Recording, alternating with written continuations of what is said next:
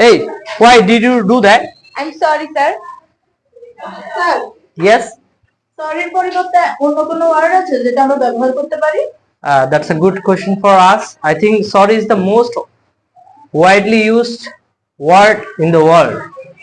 আমরা সরি এর রিপ্লেসমেন্টে আরো শব্দ ইউজ করতে পারি, যেমন আই এম অ্যাপোলোজাইজ।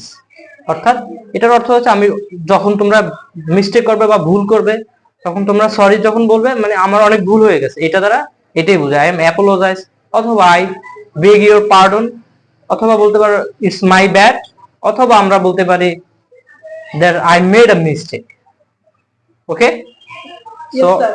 হ্যাঁ, সো আমরা এখন এটার পরিবর্তে, সরি এর পরিবর্তে আমরা কি কি ইউজ করতে পারবো? I am apologize, I am apologize.